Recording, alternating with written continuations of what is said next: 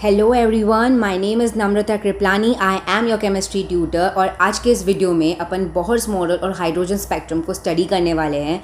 इन दोनों ही चीज़ों को साथ में लेने का एक ये रीज़न है क्योंकि जो बोहर मॉडल है उसके जो पोस्टुलेट्स और उसके जो रूल्स हैं, उसने जो चीज़ें हमें बताई थी, उसी के बेसिस पे अपन हाइड्रोजन स्पेक्ट्रम को बहुत अच्छे से समझ सकते हैं। इसलिए इन दोनों जो अपने टॉपिक है वो साथ में लिए हैं। ठीक है, इस वीडियो के अंदर जो तुम पढ़ने वाले हो मेजर चीज़ें जो है वो ये कुछ चीज़ें हैं जो तुम देखने वाले हो। सबसे पहला है कि बोहर मॉडल तुम देखोगे कि क्या क्या उसने बताया था हमें, उसके पोस्टुलेट्स पढ़ोगे। ठीक है, फिर उसके अंदर तुम देखोगे कि क्वांटाइजेशन क्या होता है। ये वर्ड काफ़ी ज़्यादा इंपॉर्टेंट है और इस चीज़ को लेकर काफ़ी ज़्यादा मिसकंसेप्शन रहते हैं बच्चों को, तो वो अपन ईजिली क्लियर करेंगे। इसके अंदर स्टेशनरी ऑर्बिट्स जो हैं वो क्या होता है वो देखेंगे।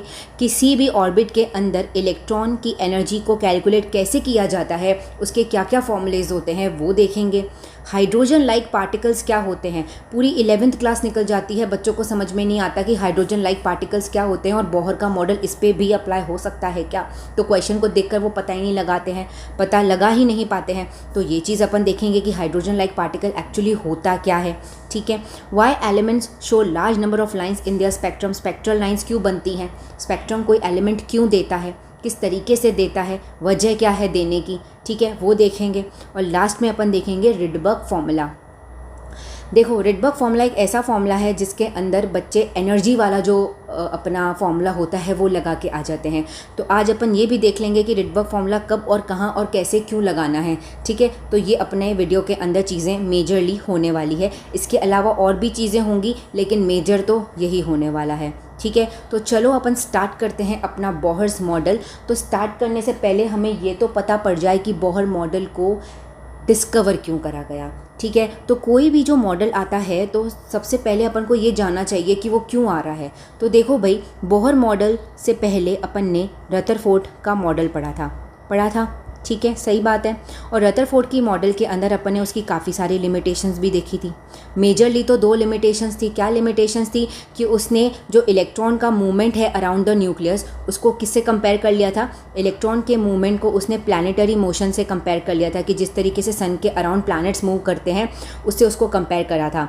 तो काफ़ी साइंटिस्ट ने उसको बोला कि भाई अगर प्लैनेट्स तो मैक्रोस्कोपिक बॉडी हैं, उनका मास तो बहुत ज़्यादा होता है, और जो इलेक्ट्रॉन है, एटम्स है, वो तो माइक्रोस्कोपिक है, उनको माइक्रोस्कोप से देखना पड़ता है। तो तुम इन दोनों को कंपैरिजन कैसे कर सकते हो, कंपेयर कैसे कर सकते हो। फिर उसने ये कहा था कि जो इलेक्ट्रॉन है वो क्या कर रहा है, कंटिन्यूअसली मूव कर रहा है अराउंड द न्यूक्लियस। तो इस बात को मैक्सवेल ने बोला था कि तुम ऐसा नहीं बोल सकते, क्योंकि अगर इलेक्ट्रॉन एक चार्ज पार्टिकल है, अगर वो सर्कुलर मोशन करेगा तो क्या करेगा, अपनी इलेक्ट्रॉन जो अपनी एनर्जी है, इलेक्ट्रॉन अपनी एनर्जी को क्या करेगा, लूज़ करेगा कंटिन्यूसली। और अगर वो ऐसा करता है तो वो एक स्पाइरल पाथ फॉलो करके इस तरीके से न्यूक्लियस के अंदर आकर गिर जाएगा। ठीक है, जो जबकि ऐसा होता तो नहीं, अगर ऐसा होता तो एटम की एग्जिस्टेंस ही ख़त्म हो जाती। तो इन दोनों बातों को, मतलब कि प्लानिटरी मोशन वाली बात और इलेक्ट्रॉन को कंटिन्यूसली मूवमेंट वाली बात, ये इसकी मेजर लिमिटेशन थी। तो इसको ओवरकम करने के लिए क्या हुआ था, हमारा बोहर मॉडल जो है वो आया था। पहली बात तुम ये जान लो। सेकेंड बात जो तुम्हें जानने की है वो ये है कि जो बोहर का जो मॉडल है उसका बेसिस क्या है, वो किस बेसिस पे बनाया गया है। उसका जो बेस है वो है Planck quantum theory. Planck quantum theory जो है वो इसका बेसिस है। प्लैंक क्वांटम थ्योरी के अनुसार अपन ये चीज़ पढ़ के आए हैं। प्लैंक क्वांटम थ्योरी अपन ने अर्लियर वीडियोस में बहुत अच्छे से कंप्लीट किया और उसके क्वेश्चंस भी करे हैं, और फोटो इलेक्ट्रिक इफेक्ट अपन ने इसी के बेसिस पे समझा था। तो प्लैंक क्वांटम थ्योरी क्या कहती है कि कोई भी जो बॉडी है वो कंटिन्यूसली रेडिएशन एमिट नहीं करती है, डिसकंटिन्यूसली करती है, छोटे छोटे गैप्स के बीच में करती है। और वो जो रेडिएशन होती है वो किसकी बनी हुई होती है, पैकेट्स की बनी हुई होती है, एनर्जी पैकेट्स। ठीक है, जो रेडिएशन है, अपन ने इस तरीके का डायग्राम बनाया था और अपन ने कहा था ये छोटे छोटे एनर्जी के पैकेट्स हैं। फिर उसने ये कहा था कि हर पैकेट की जो एनर्जी है वो उसकी फ्रीक्वेंसी से क्या होती है, डायरेक्टली रिलेट करती है। फिर उससे अपन ने एक फॉर्मूला लगाया था NH न्यू वाला, याद आ रहा है, E=NH न्यू। ठीक है, ये अपन ने फॉर्मूला भी निकाला था। तो बोहर का जो मॉडल है वो उसका बेसिस क्या है, प्लैंक क्वांटम थ्योरी को लेकर वो अपनी पूरी पोस्टुलेट्स जो है वो रेडी करता है, जो अपन आगे पढ़ेंगे। तीसरी जो पॉइंट है वो ये है कि जो बोहर का मॉडल है उसको Bohr model of hydrogen atom भी कहा जाता है। Bohr model of hydrogen atom भी कहा जाता है। क्यों कहा जाता है? क्योंकि जब बोहर अपने एक्सपेरिमेंट पे वर्क कर रहा था तो उसने हाइड्रोजन एटम को अपना मेन रेफरेंस लिया था, इसलिए उसने क्या बोला, मतलब उसके मॉडल को Bohr model of hydrogen atom जो है वो भी कहा जाता है। तो ये हो गया तुम्हारा इंट्रोडक्शन बोहर मॉडल का, जो मेजर चीज़ें थी, ओवरव्यू था। ठीक है, तो चलो अपन इसके पोस्टुलेट्स पे चलते हैं। तो देखो इसका पहला पोस्टुलेट क्या बोलता है कि जो एटम है, बहुत ही बेसिक है, कि जो एटम है वो क्या कंसिस्ट करता है, एक small heavy positively charge nucleus अपने सेंटर में कंस्टिट्यूट करता है। हमें पता है कि एटम के सेंटर में न्यूक्लियस होता है और न्यूक्लियस बहुत छोटा होता है और वो बहुत हैवी भी होता है और उसके अंदर प्रोटॉन्स और न्यूट्रॉन्स पाए जाते हैं। उसके अंदर प्रोटॉन्स और न्यूट्रॉन्स पाए जाते हैं, जिसको साथ में अपन क्या बोलते हैं बताओ? न्यूक्लियॉन्स कहते हैं। सही है। और उसने ये कहा था कि जो इलेक्ट्रॉन्स हैं उसके अराउंड सर्क्यूलर ऑर्बिट्स में मूव कर रहे हैं, और उसने क्या बोला कि न्यूक्लियस के आस इर्द गिर्द क्या है, सर्क्यूलर ऑर्बिट्स हैं। ये क्या है? ये जो यहाँ पे KLMN बनी हुई है, इसको शेल भी बोलते हैं और इसको ऑर्बिट भी कहते हैं। तो यहाँ पर क्या करते हैं, इलेक्ट्रॉन्स जो हैं वो रिवॉल्व करते हैं। क्या करते हैं? इलेक्ट्रॉन्स जो है वो यहाँ पर रिवॉल्व करते हैं इन अ सर्क्यूलर ऑर्बिट। ठीक है, ये चीज़ें हमें पता है। शेल को अपन किसी सिंबल से डिनोट करते हैं, K shell, L shell, M shell, N shell, इस तरीके से। ठीक है, और हर शेल के लिए N की वैल्यू क्या होती है? फिक्स होती है। जैसे K के लिए N की वैल्यू 1 होती है, L के लिए N की वैल्यू 2 होती है, M के लिए 3 होती है, N के लिए 4 होती है, एंड सो ऑन। ऐसे और बहुत सारे शेल्स जो हैं एटम के अंदर पाए जाते हैं। तो ये चीज़ इसने हमें अपने पहले पोस्टुलेट में बताई। ठीक है, देखो यहाँ पर इस डायग्राम में भी देख लो, ये न्यूक्लियस है, इसके ऊपर पॉजिटिव चार्ज है। यहाँ पे इलेक्ट्रॉन्स जो हैं शेल्स के अंदर लेवल 1, लेवल 2, लेवल 3, ये क्या है? ये शेल्स हैं। इनको अपन और क्या बोलते हैं? इनको अपन ऑर्बिट्स जो हैं वो भी बोल सकते हैं। ओके, चलो अब अपन इसके नेक्स्ट पोस्टुलेट पे चलते हैं। नेक्स्ट पोस्टुलेट में क्या बोला? उसने ये बोला बोहर ने कि out of so many orbitals possible, electrons move only in those orbits which have fixed value of energy, hence these orbits are called as stationary orbits. देखो इस चीज़ को अच्छे से समझना। मैंने तुम्हें इधर बोला कि इस तरीके से जो लेवल 1, लेवल 2 और 3 बना हुआ है, इस तरीके से बहुत सारे लेवल्स जो हैं वो पॉसिबल हैं यहाँ पे, और बहुत सारे लेवल्स जो हैं वो प्रेजेंट होंगे, जिसको 4, 5, 6, 7 इस तरीके से इनफाइनाइट ऑर्बिटल्स जो हैं वो पॉसिबल है। लेकिन जो इलेक्ट्रॉन है वो सिर्फ उन्हीं ऑर्बिटल्स में मूव करेगा जिनकी वैल्यू ऑफ एनर्जी क्या रहेगी? फिक्स्ड रहेगी, जिनकी एनर्जी जो है वो चेंज ना हो रही हो। जैसे कि अगर मैं तुम्हें कहती हूँ, अपन आगे अभी KLMN शेल्स पढ़ के आए, जिनको अपन ऑर्बिट्स भी कहते हैं। ठीक है, तो इन ऑर्बिट्स के अंदर जो N की वैल्यू थी 1, 2, 3, 4 इस तरीके से आगे वो बढ़ते जा रहे थे। ठीक है, जैसे जैसे शेल बढ़ता जा रहा था उस हिसाब से उसकी वैल्यू भी क्या हो रही थी? बढ़ती जा रही थी। ठीक है, अपने यही देखा, ये शेल का नंबर बढ़ रहा है, जैसे जैसे वो न्यूक्लियस के दूर जा रहा है N की वैल्यू क्या हो रही है? 1, 2, 3, 4 ऐसे बढ़ती जा रही है, हमने देखा। तो ये कह रहे हैं कि अगर ये शेल है, इसकी एनर्जी E1 है, इसकी E2 है, इसकी E3 है, इसकी E4 है, हमने मान लिया। ठीक है, E1, E2 से हमने मान लिया इसकी एनर्जी है।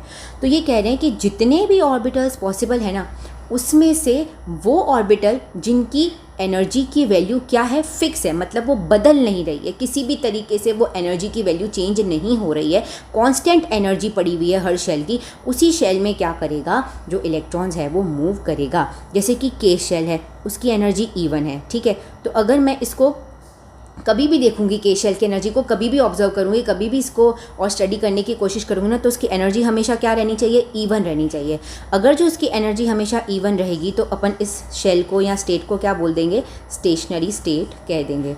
स्टेशनरी स्टेट कह देंगे। तो स्टेशनरी स्टेट वो स्टेट है या फिर वो ऑर्बिट है, स्टेशनरी ऑर्बिट वो स्टेट या वो ऑर्बिट या वो शेल है जिसकी एनर्जी जो है वो क्या होती है? बदलती नहीं है, और उसमें ही हमें इलेक्ट्रॉन जो है देखने को मिलता है, और किसी ऑर्बिट में या शेल में देखने को नहीं मिलेगा। तभी इसका नाम भी क्या रखा है? स्टेशनरी रखा है। स्टेशनरी क्यों रखा है?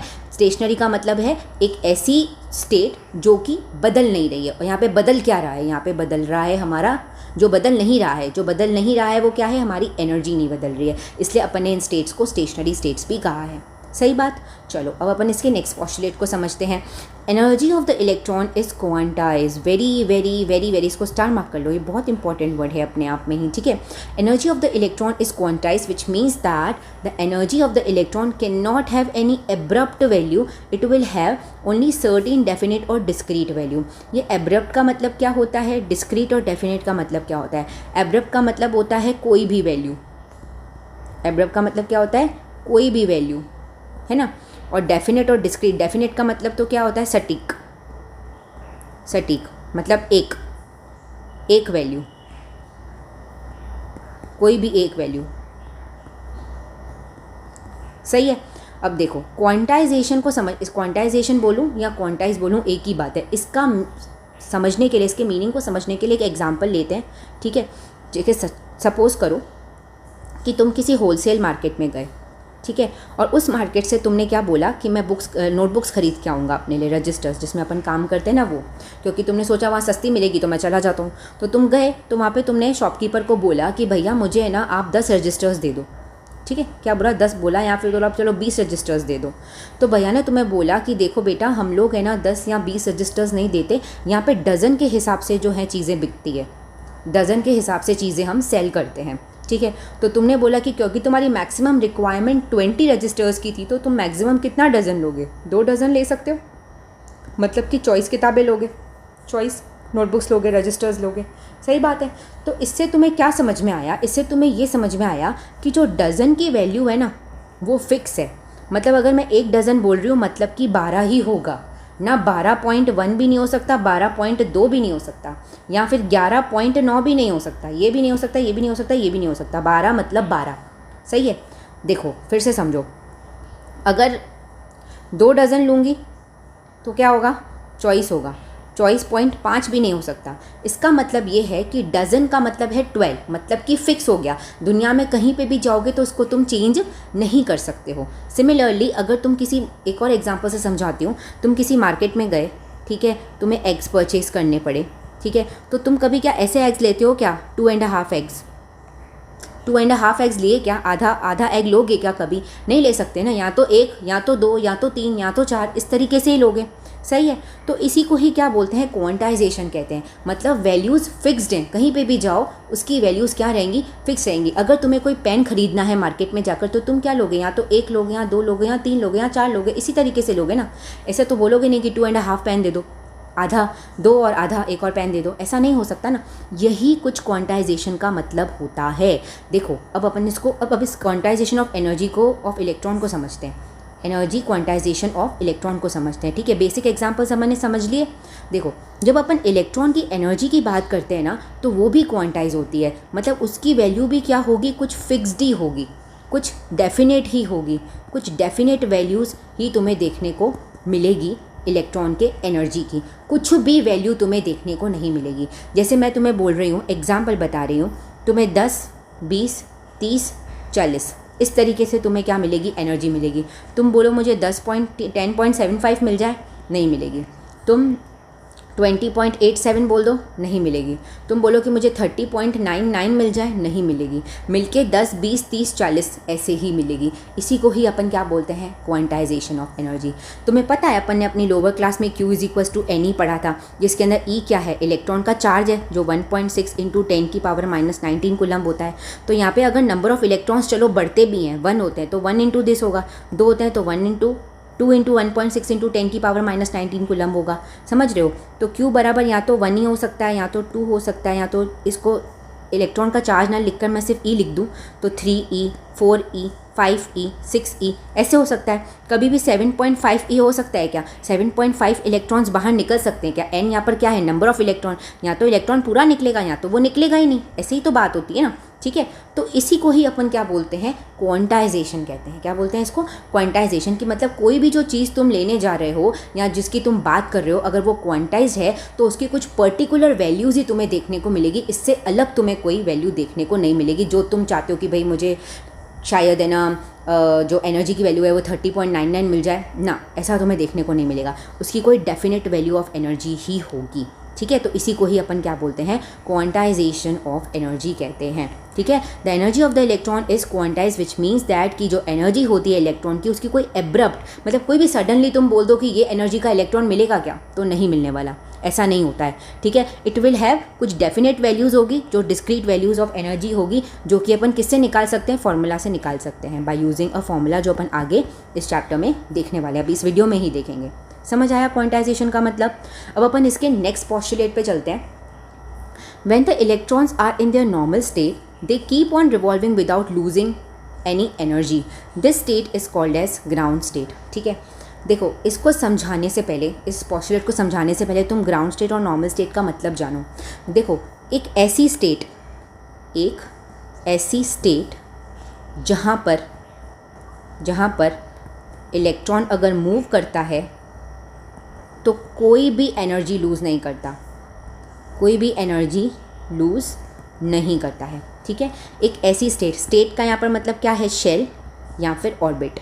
ठीक है, शेल या फिर ऑर्बिट मतलब एक ऐसी शेल या एक ऐसी ऑर्बिट जिसमें अगर वो इलेक्ट्रॉन मूव कर रहा है, क्योंकि शेल में ही ऑर्बिट में ही इलेक्ट्रॉन्स मूव करते हैं, तो एक ऐसी स्टेट, ऐसी शेल या ऐसी ऑर्बिट जहाँ पर अगर इलेक्ट्रॉन मूव कर रहा है ना, तो वो किसी भी प्रकार की एनर्जी को अपने अंदर से लूज़ नहीं कर रहा है, उसको कहते हैं ग्राउंड स्टेट और नॉर्मल स्टेट।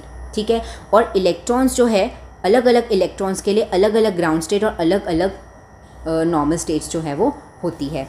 ठीक है, जैसे कि मेरी बात सुनो, जैसे अपन कार्बन एटम लेते हैं, ठीक है, उसका इलेक्ट्रॉन मैं KLMn में भरती हूँ। ठीक है, ये अपना 9th क्लास का कंसेप्ट है, अपन ने सीखा था इलेक्ट्रॉन्स की फिलिंग कैसे की जाती है। उसका एटॉमिक नंबर कितना होता है, 6।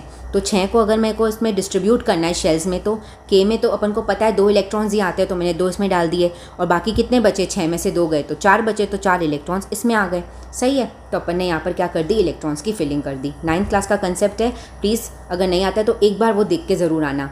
ठीक है, तो अपन ने यहाँ पर क्या कर दिया, फिलिंग कर दी, इलेक्ट्रॉन की फिलिंग कर दी। ठीक है, तो अब देखो ये जो 2 इलेक्ट्रॉन्स K शेल में प्रेजेंट है ना, ये मैंने देखो न्यूक्लियस बनाया, ये K शेल बनाई और ये L शेल बनाई। ठीक है, तो इन 2 इलेक्ट्रॉन्स के लिए उनकी नॉर्मल स्टेट क्या हो गई, नॉर्मल शेल कौन सा हो गया, ग्राउंड स्टेट K हो गई।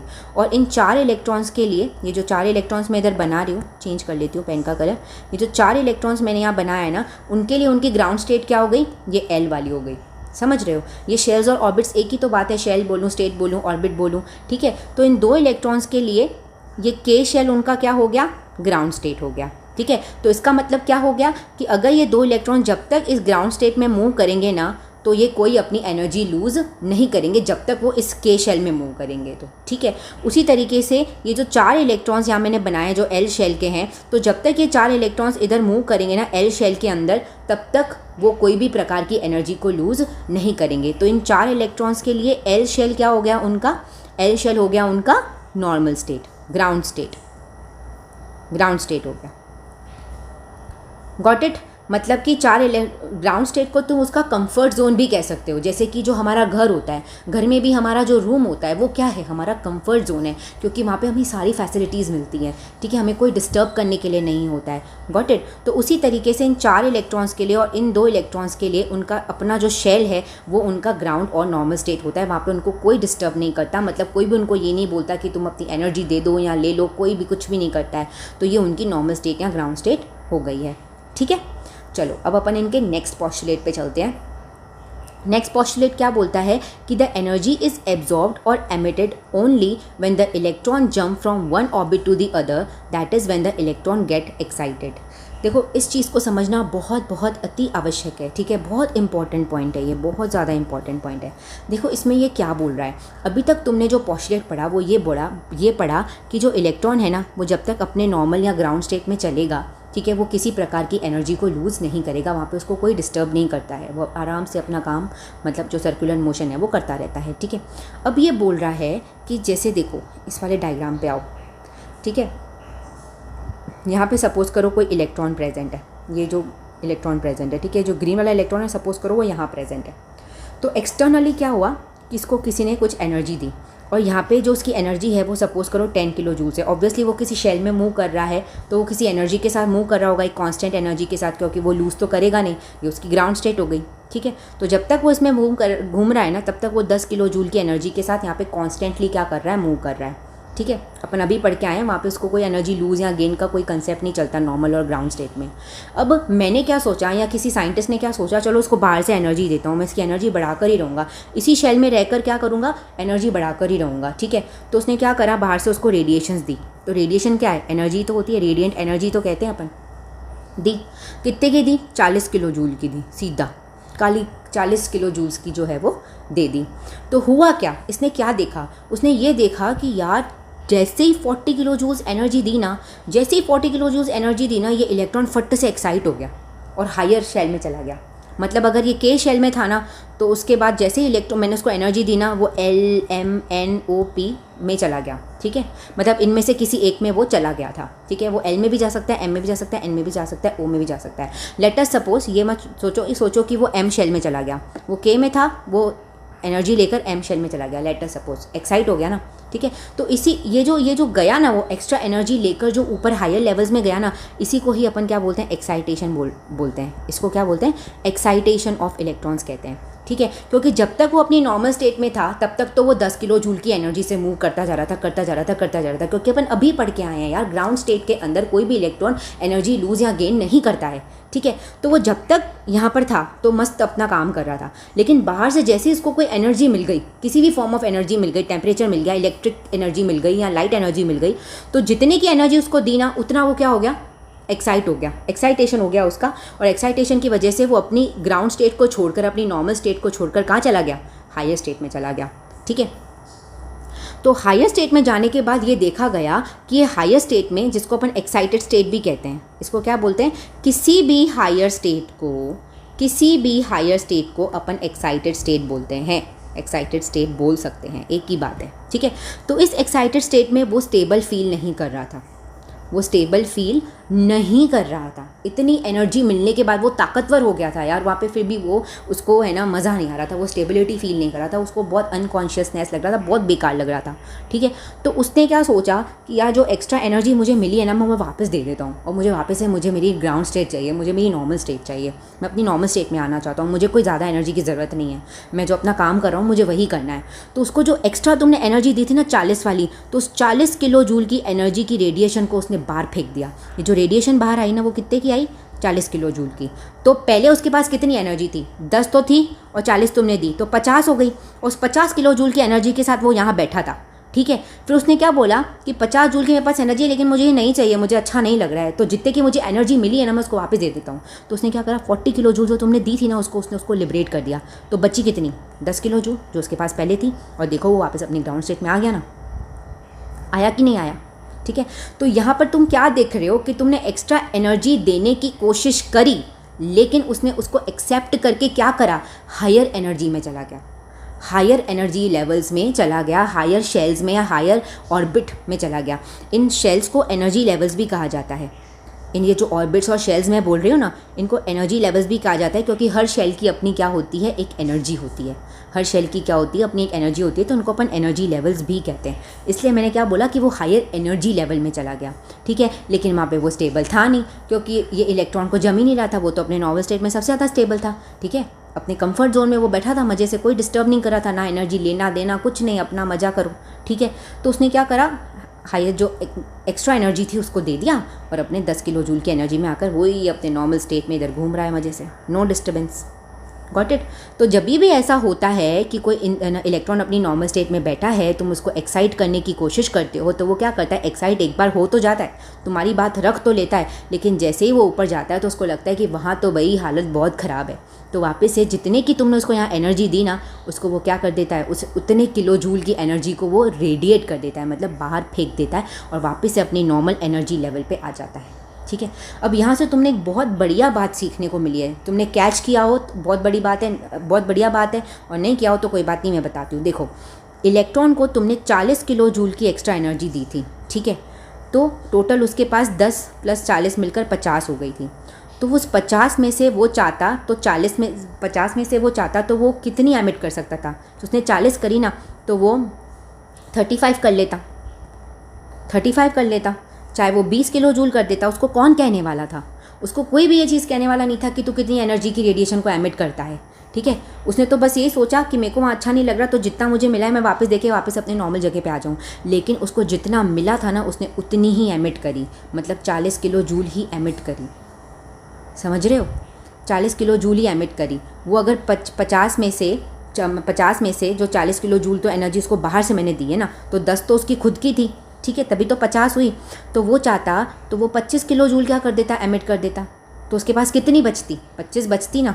यहाँ पे तो 10 थी, उसके पास 25 बच रही थी, लेकिन उसने ऐसा नहीं किया, उसने क्या करा, जितनी मिली उतने को ही एमिट किया। बता सकते हो ऐसा उसने क्यों किया? ऐसा उसने इसलिए किया क्योंकि हम जानते हैं कि energy of the electron is quantize. उसकी एक फिक्स्ड वैल्यू ऑफ एनर्जी ही होती है, उसकी एक फिक्स्ड वैल्यू ऑफ एनर्जी होती है, उसको वो फिक्स्ड ही लानी होती है किसी भी हालत में।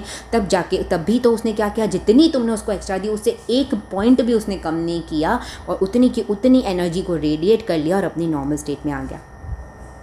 Got it? तो ये जो यहाँ पर लिखा हुआ है ना कि एनर्जी इज़ एब्जॉर्ब भी हो सकती है, एमिट भी हो सकती है only when the electron jump from one orbit to the another, that is when electron get excited. तो मतलब इलेक्ट्रॉन को जब तुम एनर्जी एब्जॉर्ब करवाओगे तो वो क्या हो जाएगा, एक्साइट होकर कहाँ चला जाएगा, हायर लेवल में चला जाएगा। एक्साइटमेंट का मतलब ही क्या होता है, हायर लेवल में चले जाना।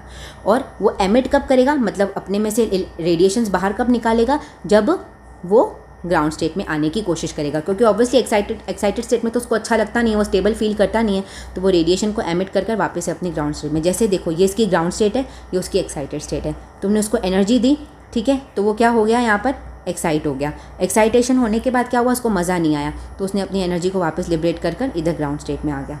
ठीक है, ये कंसेप्ट रहता है। इसको इस डायग्राम से समझो।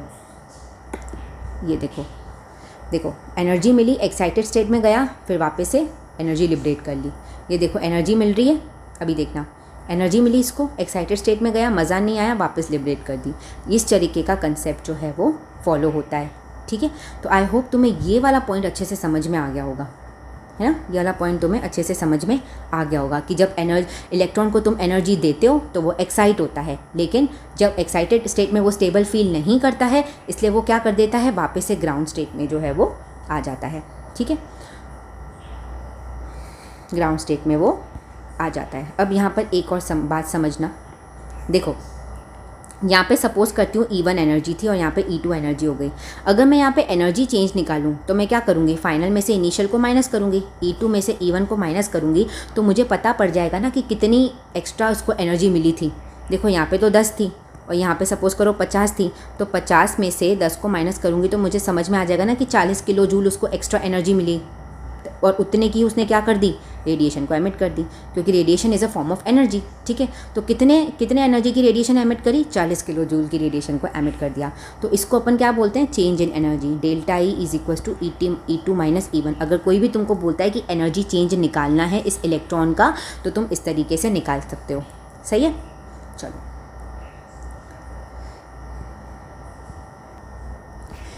What do you mean by hydrogen like particles. अब ये क्या चीज़ बोलना चाह रहे हैं। इस वाले टॉपिक में तुम्हें ये समझना है कि हाइड्रोजन लाइक पार्टिकल्स जो हैं वो क्या होते हैं। ठीक है, हाइड्रोजन लाइक पार्टिकल्स जो हैं वो क्या होते हैं। अब अपन को देखना है कि determination of energies of each state. इसका मतलब ये है कि जो इतने सारे एनर्जी लेवल्स, ऑर्बिट्स, जो भी तुम बोलो, ऑर्बिट्स बोल दो, स्टेट बोल दो, एनर्जी लेवल्स बोल दो, तो हर स्टेट की क्या होती है, एनर्जी होती है। E1, E2, E3 अपन ने देखा था, फिक्स्ड एनर्जी होती है, हमने देखा है ना, फिक्स्ड एनर्जी होती है। तो इस फिक्स्ड एनर्जी को कैलकुलेट करने का हमें बोहर ने एक फार्मूला दिया था। ठीक है, फार्मूला दिया था। तो अब अपन को क्या करना है, इस फार्मूले को क्या करना है, देखना है कि क्या क्या फॉर्मूलेस दिए थे। ठीक है, तो इसको देखने से पहले तुम ये चीज़ जानो, ये क्या होता है, हाइड्रोजन लाइक पार्टिकल्स क्या होते हैं। तो इसको समझने से पहले जब मैं हाइड्रोजन लिखती हूँ तो तुम्हारे दिमाग में क्या जाना चाहिए, एक इलेक्ट्रॉन है उसके पास, एक प्रोटॉन है और न्यूट्रॉन जो है वो 0 है। इस तरीके की कोई स्पीशीज़ दिख जाएगी तो तुम बोलोगे कि पक्का ये हाइड्रोजन का एटम ही प्रेजेंट है। ठीक है, तो हाइड्रोजन तो समझ में आ गया, लेकिन ये हाइड्रोजन लाइक पार्टिकल्स क्या होते हैं। देखो यहाँ पर मैं तुम्हारे सामने कुछ एग्जाम्पल्स लिख रही हूँ। ठीक है, फिर तुम बताना कि इसको मैंने ऐसा क्यों कहा, और तुम नहीं बता पाओ तो मैं बैठी हूँ। ठीक है, तो देखो helium plus, lithium plus 2, beryllium plus 3, मैं कह रही हूँ ये तीनों के तीनों क्या हैं, ये हाइड्रोजन लाइक पार्टिकल्स हैं। ठीक है, तो इसको समझने के लिए सबसे पहले अपन क्या करते हैं, तीनों का एटॉमिक नंबर लिखते हैं। हाइड्रोजन हीलियम मतलब कि एटॉमिक नंबर 2, फिर लिथियम आता है तो 3, बेरिलियम का 4, इसके एटॉमिक नंबर हो गए। और हमें पता है एटॉमिक नंबर जो है वो नंबर ऑफ़ इलेक्ट्रॉन्स या प्रोटॉन्स के बराबर होता है। तो मतलब इसके पास इलेक्ट्रॉन्स भी 2 हैं और प्रोटॉन्स भी क्या है, 2 है। इसके पास 3 है और इसके पास 4 है। सही है, अब देखना, अब मुझे हीलियम प्लस की मैं बात कर रही हूँ। मैंने हीलियम का एटॉमिक नंबर निकाला है और नंबर ऑफ़ इलेक्ट्रॉन्स निकाले हैं। हीलियम प्लस का तो इलेक्ट्रॉन निकाल के बताओ, नंबर ऑफ़ इलेक्ट्रॉन्स कैसे निकालोगे, पहले एटॉमिक नंबर के हिसाब से तो दो होना चाहिए, लेकिन यहाँ पर हीलियम प्लस की बात हो रही है और प्लस साइन कब आता है, जब इलेक्ट्रॉन कोई देता है और प्लस एक ही प्लस है तो मतलब एक ही इलेक्ट्रॉन दिया है, तो 2 में से 1 को माइनस कर दो, मतलब 1 इलेक्ट्रॉन। सिमिलरली लिथियम ने क्या करा है, पहले 3 इलेक्ट्रॉन थे लिथियम के पास, उसने 2 इलेक्ट्रॉन्स क्या कर दिए, दे दिए, तभी तो +2 का चार्ज आया है, तो -2 करोगे तो यहाँ पे भी बना गया। सिमिलरली बेरिलियम के पास +3 क्यों आया है, क्योंकि उसने 3 इलेक्ट्रॉन्स दे दिए, तो यहाँ पे भी बना गया। तो इन 3 चीज़ों में कुछ कॉमन दिखा, एक चीज़ कॉमन दिखी, क्या, कि उनके अंदर इलेक्ट्रॉन की संख्या अब क्या हो गई है, सेम हो गई, उनका नंबर क्या हो गया, सेम हो गया। ठीक है, तो बस यहाँ पे तुमने कैच कर लिया। तो हाइड्रोजन लाइक पार्टिकल्स वो होते हैं जिनके पास एक इलेक्ट्रॉन होता है, just like hydrogen. Hydrogen like particles वो होते हैं जिनके पास एक इलेक्ट्रॉन होता है, जिस तरीके से हाइड्रोजन के पास एक इलेक्ट्रॉन होता है। यहाँ पे हाइड्रोजन नहीं बोला है, यहाँ पे हाइड्रोजन लाइक पार्टिकल्स बोला है। क्यों? क्योंकि इनके पास एटॉमिक नंबर इनका अलग है, इनके पास न्यूट्रॉन्स अलग है, इनके पास प्रोटॉन्स अलग है। एग्जैक्टली सेम थोड़ी है, एग्जैक्टली सेम होता है तो उसको कंपेयर करते हैं ना, यहाँ पे इसलिए लाइक वर्ड यूज़ करा है। हाइड्रोजन जैसे मतलब जिनके पास हाइड्रोजन जैसे इलेक्ट्रॉन है, उनको अपन हाइड्रोजन लाइक पार्टिकल्स कहते हैं। ठीक है, ये चीज़ मैंने जो यहाँ पे समझाई है ना, वो इसका एक रीज़न है, मैंने समझाई है। क्यों? क्योंकि जो बोहर था ना, उसने एनर्जी को कैलकुलेट करने के लिए 2 फॉर्मूलेस दिए थे। एक तो हाइड्रोजन के लिए दिया था, हाइड्रोजन एटम के लिए तुम एनर्जीज कैसे कैलकुलेट करोगे उनके शेल्स के लिए, क्योंकि हाइड्रोजन एटम है तो उसके पास भी तो बहुत सारे शेल्स प्रेजेंट है ना भाई, तो उसके शेल्स के लिए कैसे कैलकुलेट करोगे। और उसने हाइड्रोजन लाइक पार्टिकल्स के लिए भी फॉर्मूला दिया था अलग से, इसलिए मैंने यहाँ पर ये चीज़ तुम्हें समझाई है। ठीक है, तो चलो अब अपन सबसे पहले एनर्जी का फॉर्मूला देखते हैं। तो अगर मुझे किसी भी स्टेशनरी स्टेट या एनर्जी लेवल बोल दो या ऑर्बिट्स बोल दो, अगर तुम्हें उसका एनर्जी निकालना है तो इस फॉर्मूले से निकालोगे, -2π² me4/n²h²।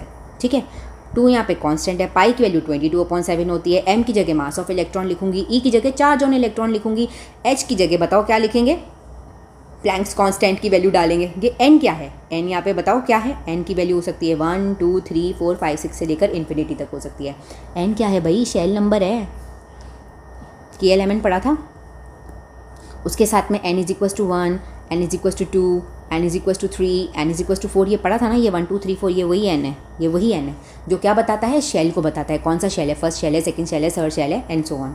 ठीक है, तो जब मैं इनकी वैल्यूज़ को पुट कर दूंगी ना, इन सब की वैल्यूज़, जो कि ये तो कांस्टेंट वैल्यूज़ हैं, इनको मैं पुट कर सकती हूँ। तो पुट करने के बाद मेरे पास एक फॉर्मूला निकल के आता है, जो कि है ये रहा, -21.8 × 10⁻⁻19 जूल पर एटम अपॉन n²।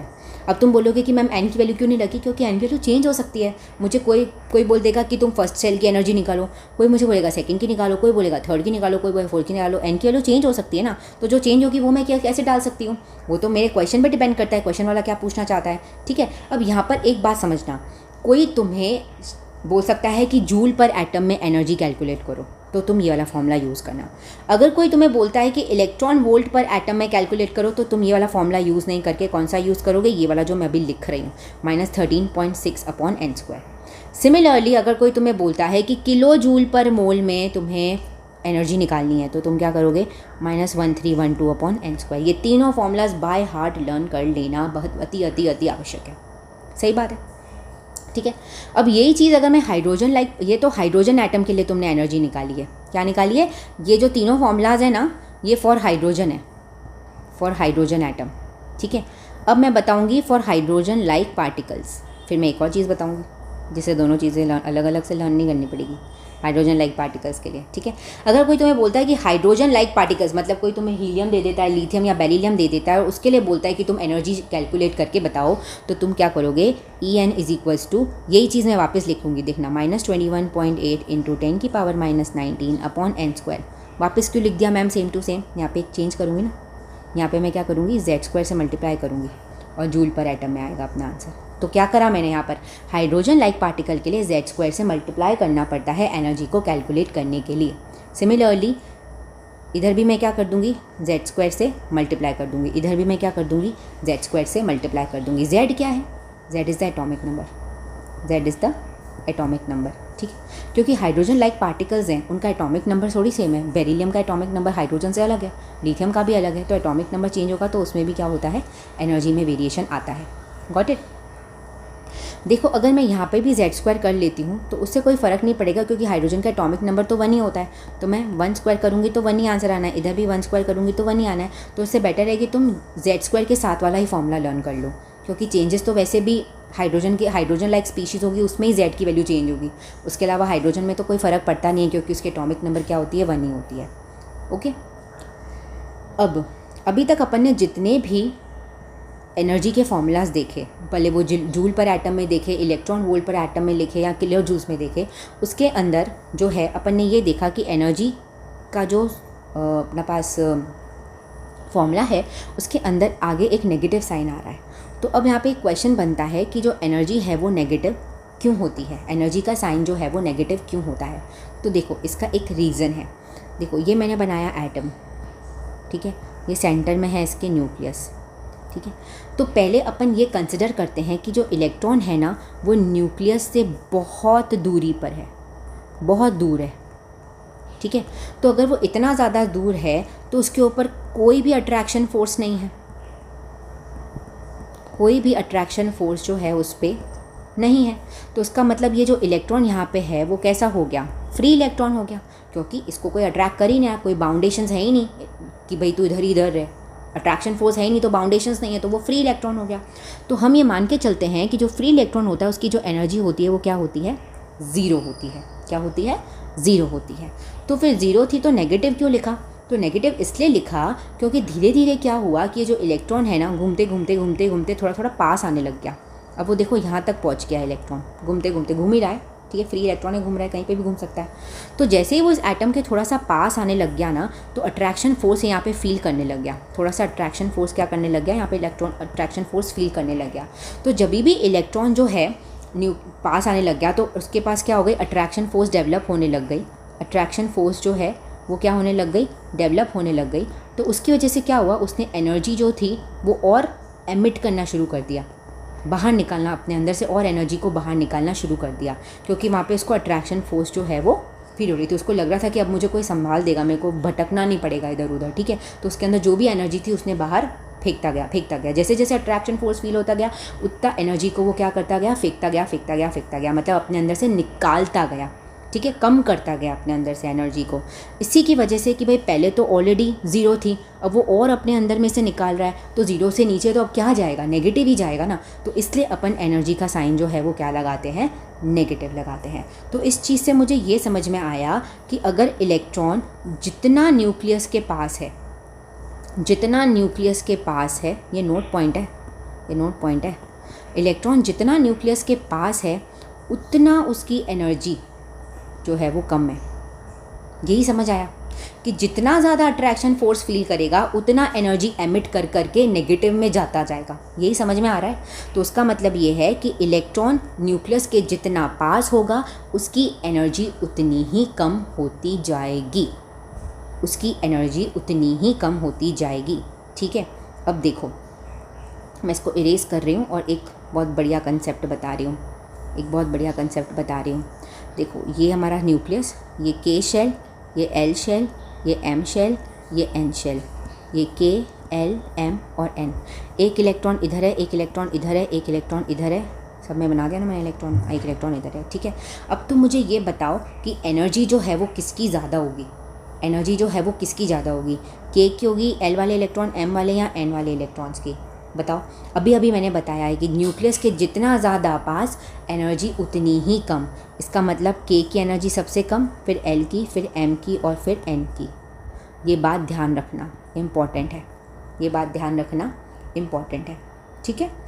और तुम यहाँ पे एक और चीज़ भी देख लो, एनर्जी एन स्क्वायर के इन्वर्स प्रोपोर्शनल भी है, ठीक है। एन जितना कम जो है, हाँ अब यहाँ पे तुम ये बोलोगे कि जो एन की, यहाँ पे तो मैम एनर्जी जो है वो एन स्क्वायर के इन्वर्सली प्रोपोर्शनल दिख रही है, इसका मतलब एन कम होगा तो एनर्जी ज़्यादा होनी चाहिए। तो यहाँ पे के लिए तो एन की वैल्यू सबसे कम है, तो यहाँ पे एनर्जी क्या होनी चाहिए, सबसे ज़्यादा होनी चाहिए, लेकिन आप यहाँ पे तो आपने सबसे कम कर ली। तो बेटा यहाँ पे नेगेटिव साइन भी तो है ना, नेगेटिव साइन भी तो है ना, समझ रहे हो, ठीक है। नेगेटिव साइन है ना, तो उसको और अच्छे से समझने के लिए क्या कर लो, देखो कोई भी चीज़ माइनस में होती है, जैसे मैं 10 की पावर -10 लिखती हूँ तो तुम इसको कैसे लिखते हो, 1/10 की पावर 10 लिखते हो, तो पावर क्या हो जाती है, पॉजिटिव हो जाती है। तो अगर -1/n का स्क्वायर है तो तुम क्या कर लो, एनर्जी माइनस का साइन हटा के इसको ऐसे लिख दो, is directly proportional to positive का n स्क्वायर। तो इसका मतलब क्या होगा, n बढ़ेगा तो एनर्जी बढ़ेगी, यही समझ में आ रहा है। तो देखो यहाँ पे n बढ़ रहा है, एनर्जी बढ़ रही है। ऐसे भी तो कर सकते हैं ना अपन, तरीका है समझने का, ये तरीके का। ऑब्वियसली एक्सपोनेंट्स अपन चैप्टर पढ़ते हैं तो उसमें यही तो करते हैं। अगर 10 की पावर -12 है तो उसको 1/10 की पावर 12 कर देते हैं और रेसिप्रोकेट कर देते हैं। तो उस नेगेटिव साइन को हटाना है, क्योंकि तुम्हें बच्चों को नेगेटिव साइन से बहुत कन्फ्यूजन आता है। तो नेगेटिव साइन को हटा दो, रेसिप्रोकेट कर दो, फिर देखो एनर्जी n स्क्वायर के डायरेक्टली प्रोपोर्शनल है, मतलब n बढ़ेगा तो एनर्जी बढ़ती जाएगी। तो देखो n बढ़ रहा है, एनर्जी बढ़ रही है। ये देखो यहाँ पे n ज़्यादा है, सबसे ज़्यादा इसकी एनर्जी। समझ में आया? चलो अब अपन को देखना है कि किसी भी स्टेशनरी स्टेट की रेडियस को कैलकुलेट करना है तो कैसे करेंगे। तो देखो मैं इसके अंदर हाइड्रोजन और हाइड्रोजन लाइक पार्टिकल्स दोनों को ही इंक्लूड कर देती हूँ, ठीक है, क्योंकि अपन को पता है z की वैल्यू हाइड्रोजन के लिए तो 1 ही होती है। तो कैसे अपन कैलकुलेट करेंगे, इसका एक बहुत सिंपल सा फॉर्मूला है, रेडियस किसी भी शेल का, किसी भी n की वैल्यू के लिए a0 n square upon z। यहाँ पे z से डिवाइड करते हैं, वहाँ पे z स्क्वायर से मल्टीप्लाई कर रहे थे, ठीक है। यहाँ पे n के लिए 1 2 3 4 यूज़ कर लेना, z is the atomic number, hydrogen के लिए 1 हो जाएगा, हाइड्रोजन लाइक स्पीशीज़ के लिए चेंज होता जाएगा। और a0 की वैल्यू इज़ फिक्स, जो कि होती है, कितनी होती है बताओ, 52.9 पिकोमीटर। तुम्हें कैसे पता होगा, आई एम सॉरी, 52.9 पिकोमीटर्स होती है। ओके चलो अब अपन वेलोसिटी भी कैलकुलेट कर सकते हैं। कोई इलेक्ट्रॉन अगर पर्टिकुलर शेल में मूव कर रहा है तो हम जानना चाहते हैं कि वो कौन सी वेलोसिटी के साथ मूव कर रहा है, ये भी बताओ हमको। तो इसका एक फॉर्मूला है, Vn = V0 × Z/n। Z पता है, n पता है, V0 की वैल्यू फिक्स होती है, क्या होती है, 2.188 × 10⁸ सेंटीमीटर सेकेंड इनवर्स होती है, ठीक है। ये वेलोसिटी होती है इलेक्ट्रॉन की, got it, 2.188 × 10⁸ centimetre second inverse. Okay अब अपन आ जाते हैं एडवांटेजेस पे। बोहर के जो मॉडल था उसका एडवांटेजेस क्या क्या है, उसने एटम की स्टेबिलिटी को एक्सप्लेन किया। देखो भाई, एटम जो अनस्टेबल है वो किसकी वजह से हो रहा था, जब रदरफोर्ड ने ये बोल दिया कि वो कंटिन्यूसली क्या कर रहा है, इलेक्ट्रॉन रिवॉल्व कर रहा है, तो आकर वो गिर जाएगा न्यूक्लियस के अंदर, तो ये अनस्टेबिलिटी हो गई। इसने तो एटम की स्टेबिलिटी को एक्सप्लेन नहीं किया। लेकिन इस चीज़ को ओवरकम बोहर ने कैसे किया बताओ, उसके सेकंड पॉस्टुलेट और थर्ड पॉस्टुलेट से उसने ये बोला कि जब तक एक पर्टिकुलर शेल में इलेक्ट्रॉन मूव कर रहा है जो कि उसकी ग्राउंड स्टेट होती है, तो उस समय वो कोई भी इलेक्ट्रॉन की एनर्जी को रिलीज़ भी नहीं कर सकता, एब्जॉर्ब भी नहीं कर सकता। तो मतलब अगर वो कॉन्स्टेंट बिना किसी एनर्जी को लूज़ करे हुए पर्टिकुलर शेल में मूव करता जा रहा है तो नॉर्मल स्टेट में तो कोई एनर्जी वो लूज़ कर नहीं रहा है। इसका मतलब अगर लूज़ नहीं हो रही है तो एनर्जी लूज़ हुई नहीं, तो न्यूक्लियस के अंदर गिरेगा नहीं तो एटम क्या हो गया, स्टेबल हो गया ना। तो उसने एक्सप्लेन कर दिया था एटम की स्टेबिलिटी को अपने सेकेंड और थर्ड पॉस्टुलेट की मदद से। दूसरा बहुत इंपॉर्टेंट चीज़ उसने एक्सप्लेन किया, line spectrum of hydrogen. Hydrogen के लाइन स्पेक्ट्रम को एक्सप्लेन किया। देखो भाई, इसको मैं समझाऊँ कि उसने कैसे एक्सप्लेन किया, पहले तुम ये तो जान लो लाइन स्पेक्ट्रम ऑफ हाइड्रोजन होता क्या है, ये तो जानना पड़ेगा ना। तो सब चलो सबसे पहले वही समझते हैं। तो इस टॉपिक को अपन अपने नेक्स्ट वीडियो के अंदर डेफिनेटली अच्छे से कवर करने वाले हैं। इसी वीडियो का पार्ट 2 आएगा, उसमें अपन इसको डिटेल में समझ लेंगे, ठीक है। तो thank you so much for watching.